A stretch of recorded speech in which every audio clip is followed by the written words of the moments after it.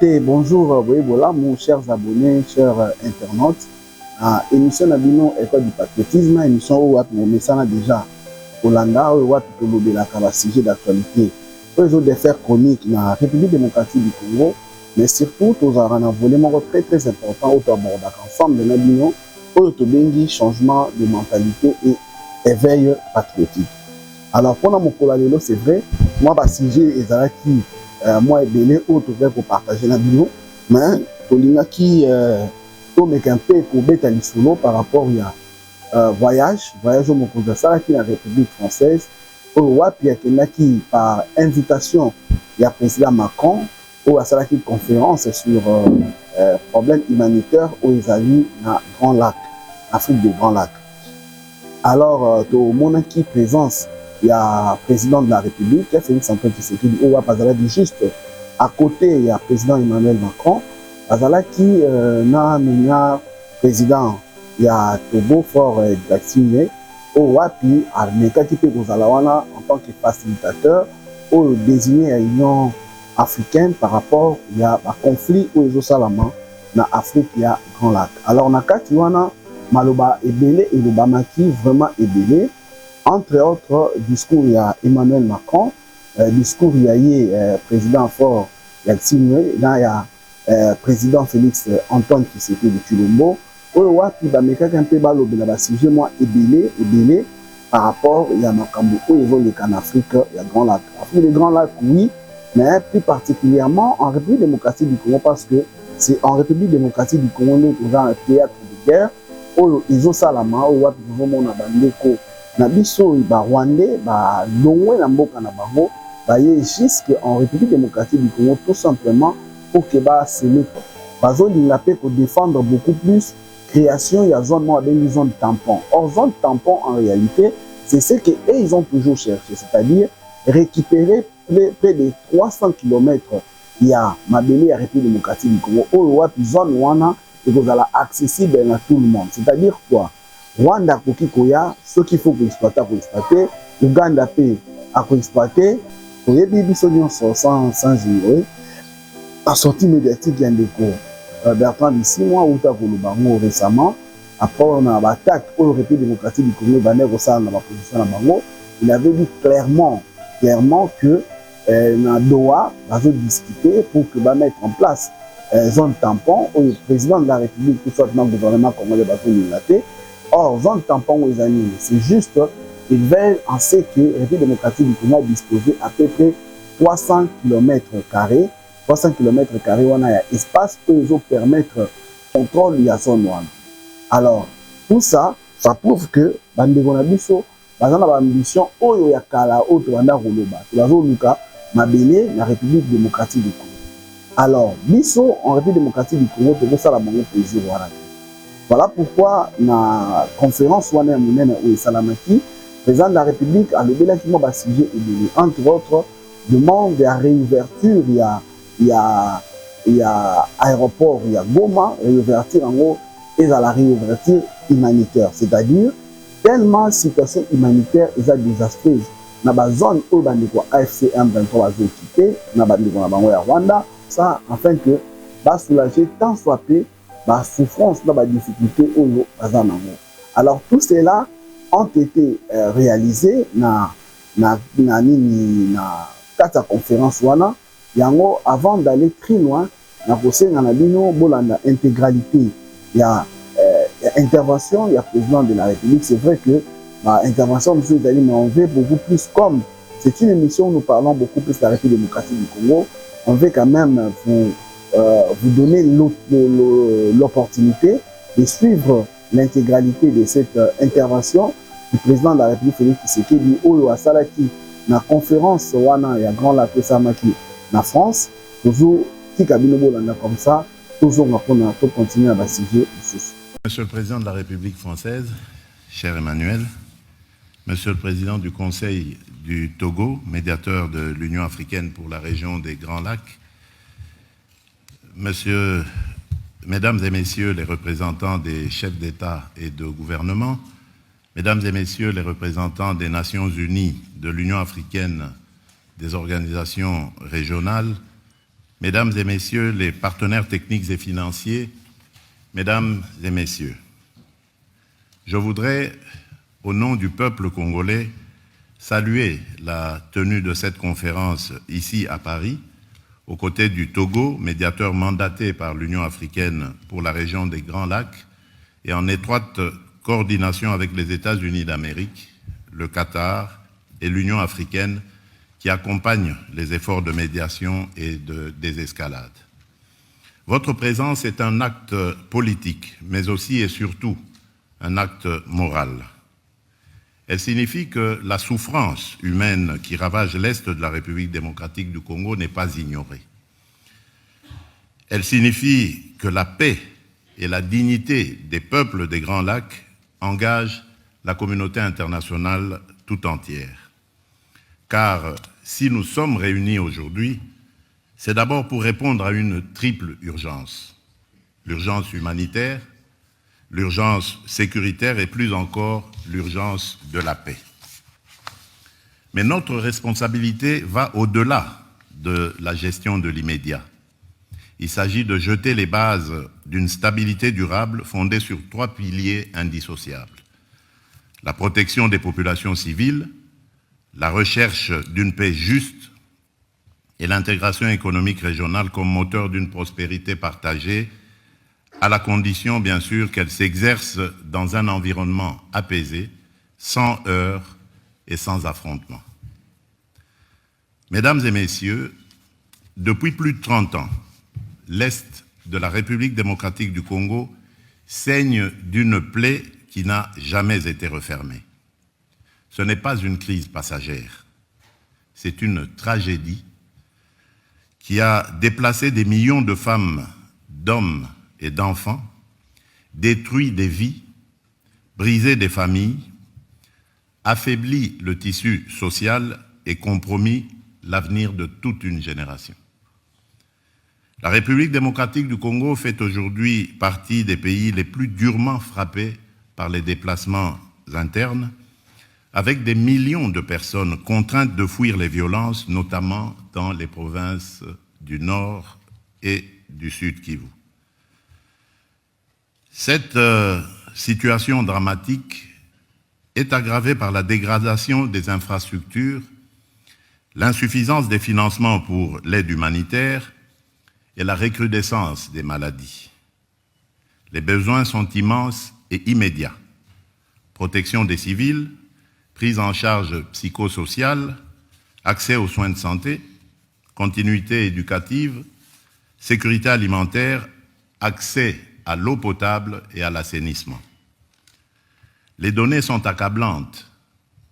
En 2024, 26 millions de personnes en République démocratique du Congo étaient en situation d'insécurité alimentaire aiguë et près d'un enfant sur 2 de moins de 5 ans souffrait de malnutrition chronique. À la 45e semaine épidémiologique de 2024, 445 zones de santé sur 519 avaient déjà rapporté des cas de choléra et ou de Mpox. Ces chiffres ne sont pas des abstractions statistiques.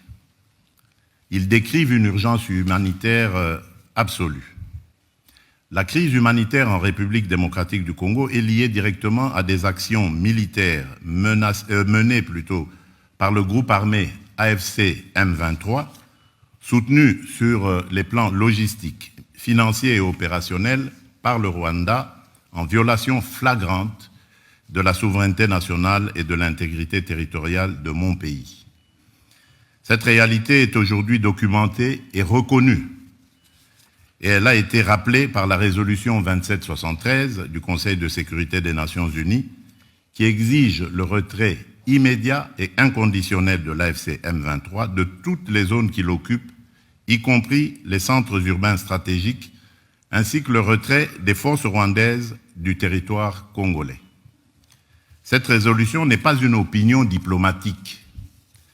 Elle est un impératif juridique et politique que chacun ici a le devoir de faire respecter.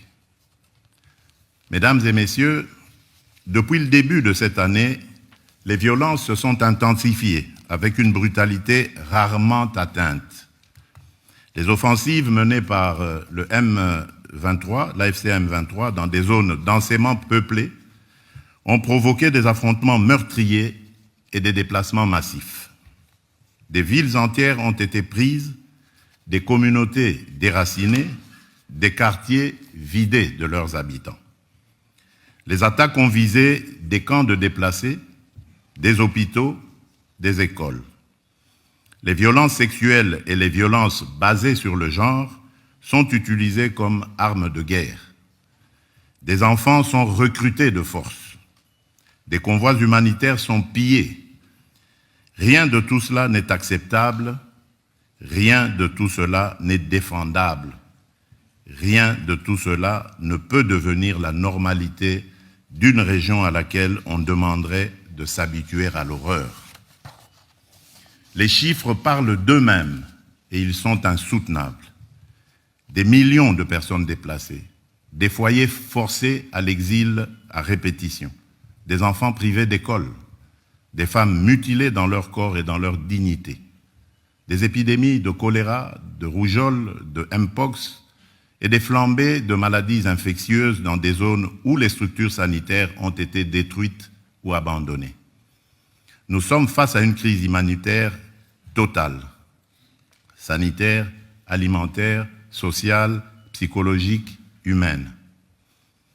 Je veux ici saluer celles et ceux qui, au prix du danger, continuent d'agir.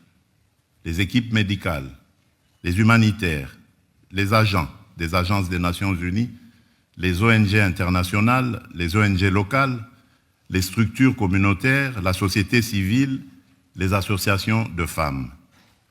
À toutes ces femmes et à tous ces hommes qui prennent des risques pour sauver des vies, je dis aujourd'hui, la République démocratique du Congo connaît votre courage et elle vous en est reconnaissante. Mesdames et messieurs, la première responsabilité de l'État congolais est et restera la protection de sa population. Nous assumons cette responsabilité.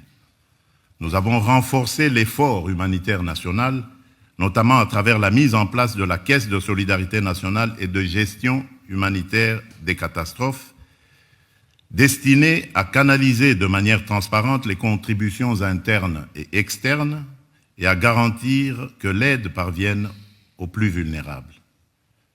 Aux côtés de l'État congolais, les agences des Nations Unies, en particulier le Haut Commissariat pour les réfugiés et le Bureau de la coordination des affaires humanitaires, ainsi que plusieurs organisations humanitaires dont le Comité international de la Croix-Rouge et Médecins sans frontières, se sont mobilisés pour apporter une assistance vitale aux personnes déplacées, blessées, exposées.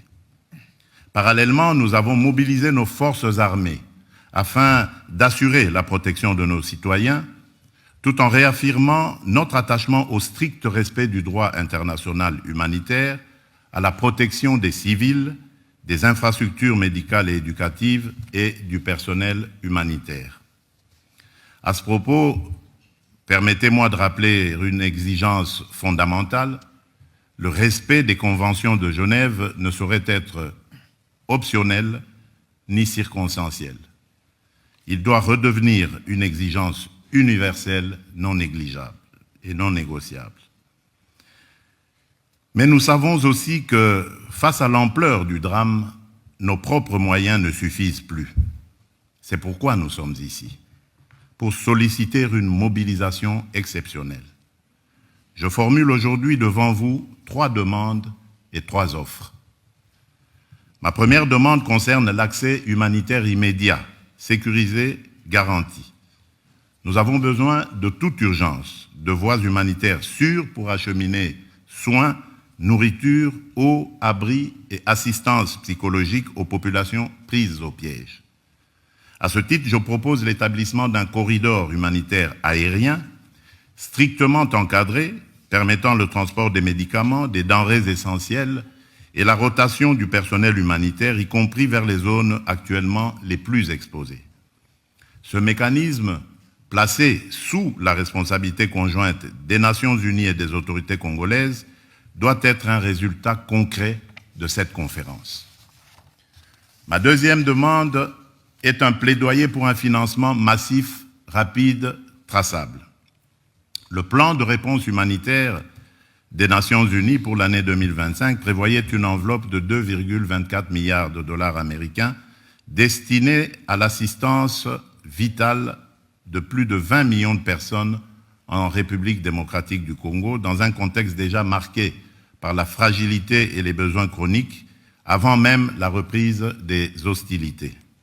Ce plan demeure sous-financé. Et chaque jour sans financement, ce sont des vies perdues. Je demande donc un engagement financier additionnel, ciblé, prévisible, qui permette de traiter les besoins vitaux, santé d'urgence, sécurité alimentaire, abri pour les déplacés, protection des survivantes de violences sexuelles, accès à l'eau potable. Ce financement ne doit pas être vu comme une aide ponctuelle, mais comme un investissement pour empêcher l'effondrement humanitaire d'une région stratégique pour la paix du continent. Ma troisième demande touche à l'alignement politique. Je souhaite que chaque partenaire ici présent, chaque État, chaque organisation régionale ou internationale s'engage à soutenir l'application effective de la résolution 2773 du Conseil de sécurité et à appeler clairement et sans ambiguïté au retrait de l'AFCM 23 des zones qui l'occupent et au retrait des forces étrangères non invitées du territoire congolais. Toute paix durable commence par la fin de l'occupation d'une partie du territoire congolais. Là-dessus, il ne peut y avoir ni double langage, ni compromis moral. En contrepartie, la République démocratique du Congo prend devant vous 3 engagements clairs. Premier engagement, reconstruire. Dès la fin des hostilités, nous lancerons un plan d'aide d'urgence pour la reconstruction du Nord Kivu et du Sud Kivu. Ce plan, que nous concevons comme un pacte national et international, intégrera dans une approche concertée, coordonnée et cohérente l'ensemble des programmes et projets destinés à la stabilisation, au relèvement et au développement durable des provinces affectées. Il visera à mobiliser environ 5 milliards de dollars à l'horizon 2026 pour la réouverture des écoles, la réhabilitation des centres de santé, la reconstruction des routes, le rétablissement des services sociaux essentiels et le retour digne des personnes déplacées. Il ciblera ainsi la sécurité alimentaire car nourrir une famille, c'est déjà commencer la paix. Ce plan sera coordonné, unifié et transparent. Aucun territoire ne sera abandonné, aucune communauté ne sera laissée en marge. Deuxième engagement, protéger les plus vulnérables et responsabiliser les auteurs. Nous allons renforcer notre cadre juridique relatif à la protection des déplacés et des victimes de catastrophes humanitaires, notamment par l'intégration en droit national de la Convention de Kampala de l'Union africaine et l'adoption d'un dispositif légal pérenne de financement de l'action humanitaire et de réduction des risques. Dans cette perspective, une loi sur le financement de l'action humanitaire et de la gestion des risques de catastrophe sera prochainement adoptée afin de doter le gouvernement de mécanismes pérennes de financement conformément au cadre de Sendai 2015-2030 pour la réduction des risques de catastrophe et aux engagements pris lors du sommet humanitaire mondial d'Istanbul en 2016. Nous veillerons à ce que les survivantes de violences sexuelles soient reconnues comme victimes de guerre, accompagnées, soignées et réparées. Je tiens à rappeler que la redevabilité constitue une exigence fondamentale de la paix durable. Les administrations parallèles instaurées par l'AFCM 23, les violations graves des droits humains et les atteintes aux civils ne resteront pas impunies. Des poursuites seront engagées dans le respect du droit international contre tous ceux qui se rendent coupables de crimes à l'encontre du peuple congolais. Troisième engagement, transformer la crise en levier de stabilité régionale. Nous ne venons pas seulement demander de l'aide humanitaire, nous venons défendre une vision politique. La paix durable dans les Grands Lacs ne sera possible que si la région choisit l'intégration économique et la prospérité partagée plutôt que le pillage et la prédation.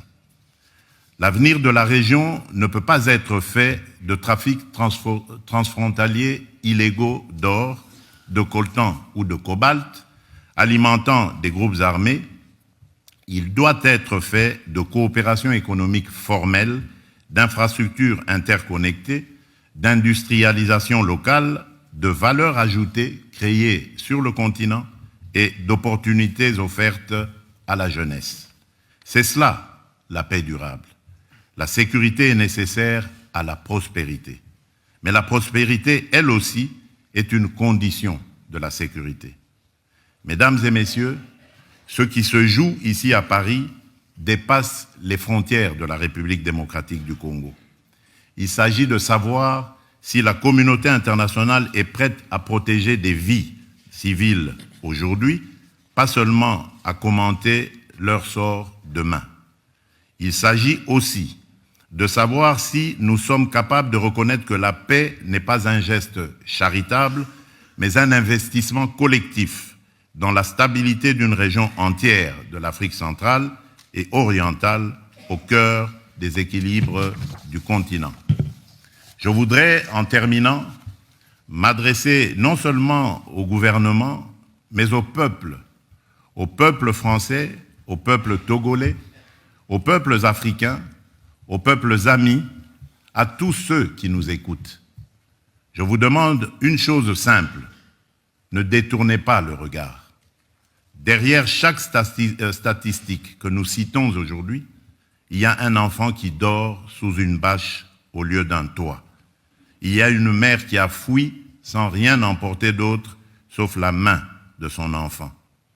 Il y a une communauté qui refuse de mourir parce qu'elle croit encore en l'idée la plus simple, la plus belle et la plus juste, vivre en paix chez soi. Ce que nous demandons, c'est la vérité. Ce que nous demandons, c'est la justice. Ce que nous demandons, c'est la paix, une paix durable. La République démocratique du Congo prend ses responsabilités. Nous vous demandons aussi de prendre les vôtres. Je vous remercie.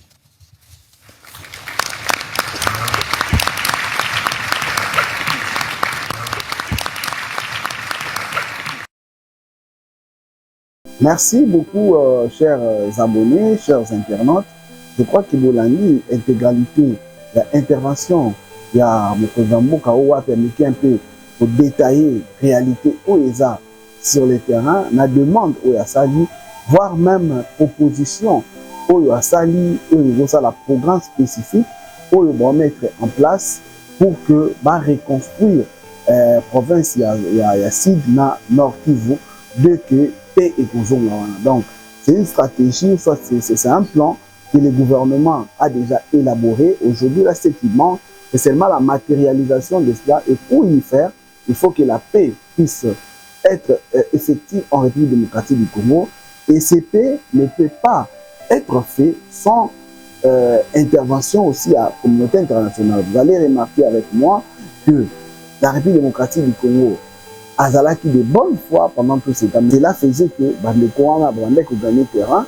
Et aujourd'hui, la République démocratique du Congo ne veut plus être un simple téléspectateur. Il ne veut plus ces replis stratégiques. Il a pris la décision, s'ils attaquent, eux aussi vont attaquer pour arriver jusqu'à la moindre des prières. Et cela fait en sorte que, et déranger même le projet, il y a qu'on a vu sur la AFC 1-23, le projet qui va continuer l'escalade na bango, si va récupérer Uvira, va que le Kalemi va comme en Katanga pour qu'il va avoir grand espace afin qu'il va monter aux enchères pendant la négociation na bango. Or, la négociation, ils sont clairs. Il y a les négociations de roi, mais ils ne sont pas en principe séparés. dans la négociation, soit dans négociation, il y a Washington. Parce que Washington, les estimons là en principe ouverture par rapport à Marambozo et à Doha. Alors, à Doha, tout ce qui doit se faire, tout ce qui doit se passer, il faut et se référer en principe dans Makambo et le cas qui est à Washington. Or, à Washington, on avait reconnu à 100%, voire même à 1000%, l'autorité de l'État, la République démocratique du Congo. Ils avaient dit clairement que la République démocratique du Congo soit dans le contrôle à 100% de Mabélé Naye. Or, na Doha, contre toute attente, toujours on a parmi les demandes, il y a FC 123, ils demandent à ce qu'on puisse mettre en place moi, zone tampon Morobo. Ce qui est anormal, ce qui viole la constitution de la République démocratique du Congo, ce qui viole la résolution 2773, ce qui viole aussi et surtout déclaration ou soit dialogue ou soit décision ou qui signé dans Washington entre République démocratique du Congo et Rwanda. Et voilà pourquoi les choses ne marchent vraiment pas, parce que Bango Bazo le Bango clairement battu à FC 123 que c'est que le gouvernement a joie na Doha a commis konduka azango na Minduki. Or, ils ne peuvent rien faire, ils ne peuvent rien dire si ce n'est que Tokende, que ça la décision, moko oyo kende na même esprit na makambo esalamaki na Washington. Et c'est ce que nous, les Congolais, nous apprécions, parce qu'aujourd'hui, du moins, nous avons un gouvernement, nous avons un président de la République qui voit d'abord les intérêts de la République démocratique du Congo. Ce qui n'est pas le cas si nous descendons, soit ceux qui toujours en Assine.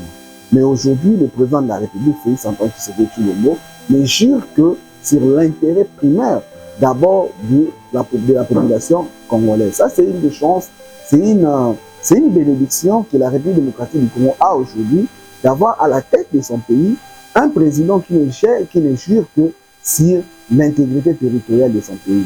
Or, nous le savons bien, à un moment donné, il y a eu des accords qui ont été signés ici en République démocratique du Congo, donnant même l'autorisation au Rwanda de faire les contrôles, ou soit de surveiller tout l'espace de la République démocratique du Congo, ce qui est anormal, mais malheureusement, cela a été accepté et cela a été même mis en place tout simplement parce que nous avions à l'époque, à la tête de notre pays, quelqu'un qui ne voyait pas la République démocratique du Congo comme sa propre nation, il ne le voyait pas comme sa parcelle à lui qui devait en principe à tout prix défendre. Mais malheureusement, lui, pour lui, il ne voyait que, il ne travaillait que pour le pouvoir, et ce qui est anormal. Mais aujourd'hui, avoir un président de la République qui ne jure que sur l'intégrité territoriale, c'est une chance. Voilà pourquoi je nous invite, nous, chers Congolais, de partout où nous sommes, de comprendre qu'aujourd'hui, nous avons intérêt de mettre d'abord nos divergences à côté et de voir comment soutenir cet homme qui est en train de travailler pour l'intérêt de la République démocratique du Congo. Donc, c'est ce qui s'était passé en principe dans les conférences, dans cette conférence qui a eu lieu en France, où il y a eu beaucoup de dirigeants des organismes internationaux, ils étaient là et ils ont accepté. D'ailleurs, il y a une information qui a été donnée, il y a une mobilisation de 1,5 milliard d'euros de vivres et de médicaments qui ont été mobilisés, qui seront en principe remis dans des zones contrôlées par la FC 123, afin que les Congolais qui se retrouvent là-bas, qu'ils puissent vraiment avoir cette aide humanitaire, afin qu'ils puissent bien travailler, ou soit qu'ils puissent vivre, néanmoins comme des êtres humains, parce que ces gens-là, ils ont du mal à manger, à boire, même le médicament, ils ont du mal à les recevoir. Ce qui crée une situation désastreuse, et malheureusement, c'est à la bénédiction de ces gens de AFC 123, et voilà pourquoi est-ce que c'était nécessaire pour la République démocratique du Congo d'y participer. Oui, j'avais entendu beaucoup de gens dire que le pays a participé, et aujourd'hui, nous avons vu des résultats déjà probants qui prouvent que demain ou le lendemain, il y aura des choses qui vont se passer. Malheureusement, quand nous l'avions toujours dit que c'est le Rwanda qui est le tireur de ficelle de ce qui se passe en République démocratique du Congo à travers leur pantin de l'AFC 123. Parce que dès qu'on a parlé de la réouverture de l'aéroport de Goma, Au lieu, avant même que l'AFC puisse réagir, vous avez vu le ministre des Affaires étrangères, des Affaires étrangères du Rwanda, qui s'est permis même d'agir comme si il s'opposait à cela. Et ça frisait un peu, ça donnait comme si l'impression qu'en réalité, ces gens-là se sont comportés comme des parrains, de vrais parrains de l'AFC M23. Voilà pourquoi, quand je l'ai toujours dit, le président de la République, quand il dit quelque chose, il ne le dit pas par sentiment. Étant donné qu'il est mieux informé, quand il dit quelque chose, il le dit en connaissance de cause.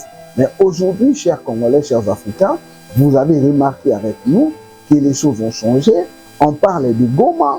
Malheureusement, c'est le Rwanda qui est la première personne à réagir. Ce qui est inadmissible. Et vous allez remarquer, juste après ça, l'AFC M23 aussi a réagi, mais cette fois-là, il a réagi en suivant mot à mot ce qui a été dit par leurs parrains. C'est ce qui prouve qu'on les avait déjà donné une ligne de conduite et eux, à leur tour, ne devaient que marcher par rapport à cette ligne de conduite. Et nous, en tant que Congolais, nous, en tant que peuple congolais, nous n'avions que constaté ce que le président de la République a toujours dit, que l'AFC M23, ils n'ont jamais eu un cahier de charges. Parce qu'à chaque fois qu'ils négocient avec la République démocratique du Congo, ils ne cherchent que l'intérêt rwandais. Et en cela aussi, nous devons comprendre une chose. Imaginez-vous, vous êtes AFC d'un lieu où il y aura la possibilité que tout le monde puisse se retrouver. C'est inadmissible. Parce que si réellement vous avez des choses à reprocher à Félix Tshisekedi par rapport à sa gestion, vous devez le dire haut et fort. Mais malheureusement, vous dites autre chose. En réclamant, vous réclamez autre chose qui est aujourd'hui à l'intérêt des adversaires, soit des ennemis de la République démocratique du Congo. Donc c'est ce que nous avions voulu vous dire dans cette première partie. Cette première partie où nous avions un peu essayé de... Nous vous invitons, vous qui nous suivez, de partout où vous êtes, de commenter, de liker, surtout de partager cette émission. Et vous qui ne vous êtes pas encore abonnés, le moment est là pour vous. Faites-le, abonnez-vous et activez la cloche de notification pour vous permettre de ne plus jamais rater les différentes émissions que nous allons toujours mettre à votre disposition. La deuxième partie de notre émission, c'est quoi? On a voulu un peu parler, parce que vous êtes sans ignorer que le ministre, le VPM de l'Intérieur, Germain Chabani, a frappé à peu près 13 partis politiques qui les a retirés les droits de siéger ou soit de fonctionner en République démocratique du Congo. Parmi ces partis politiques, il y a le parti de Matata Mponyo, il y a le parti de Sekikuni, les partis de Franck Diongo, ainsi de suite. Ce sont ces partis qui ont été frappés. Et cela a suscité la réaction de beaucoup de gens. Entre autres, Denis Sessanga, que je lis son communiqué, qui a dit clairement qu'aujourd'hui, la République démocratique du Congo a rétrogradé sur ce qui est face ou sur ce qui parle de la démocratie. Donc aujourd'hui, la démocratie est en train d'être réduite en cendres, selon le propos de Denis Sessanga. Tout simplement parce que pour lui, interdire le parti politique de l'opposition à fonctionner en République démocratique du Congo, c'est comme si on est en train d'aller petit à petit. Je pense que c'est là où nous devrions commencer, avant d'aller loin ou avant de dire quoi que ce soit. Tous ces partis politiques, ce sont les partis qui se sont retrouvés à Nairobi. À Nairobi, ils étaient allés répondre à l'invitation de Joseph Kabila. Joseph Kabila qui est aujourd'hui un fugitif. Un fugitif, pourquoi? Parce qu'il a été poursuivi, un fugitif. Et non seulement Joseph Kabila, même Matata Mponyo idem, il est condamné. Et malheureusement, ces gens-là se sont retrouvés à Nairobi sous prétexte de mettre en place un mouvement qu'ils ont appelé « Sauvons la République démocratique du Congo ». L'idée peut être géniale, oui, mais les initiateurs, est-ce que les initiateurs de cette idée ont aujourd'hui, ou soit ils ont toutes les capacités nécessaires, que ce soit juridique, politique, pour arriver en principe à mettre en place leur politique qu'ils veulent. La réponse est simple, c'est non. Tout simplement parce que tous ces gens-là savent très bien que Joseph Kabila a été condamné. Joseph Kabila a été condamné, oui. Mais il a été condamné pourquoi? C'est parce qu'il est à connivence avec l'AFC M23, les gens qui ont pris les armes pour endeuiller nos familles en République démocratique du Congo. Et ces derniers est en connivence avec eux. Il est même le parrain, ou soit, si je peux aller loin, c'est lui le cerveau moteur de cette histoire. Alors tout a été démontré avec des éléments à l'appui qu'il était parmi ces gens-là. Et cela étant, il a automatiquement péché par rapport à la loi des anciens présidents chefs d'État élus en République démocratique du Congo. Pourquoi? Parce que ce qu'il a fait est comparable, ou soit nous pouvons l'appeler, c'est la haute trahison. Et cette haute trahison a été punie sévèrement. Malheureusement, tous ces politiciens qui savent que Joseph Kabila s'est très mal comporté, ils se sont mobilisés parce qu'ils les avaient corrompus, parce que c'est connu d'ailleurs de tout le monde, que chacun d'eux avait ainsi l'enveloppe d'à peu près 100 000 $ pour qu'ils puissent faire ses déplacements jusqu'à Nairobi. Et arrivés à Nairobi, ils ont fait ce qu'ils ont fait et malheureusement, ces derniers ont commis l'erreur grave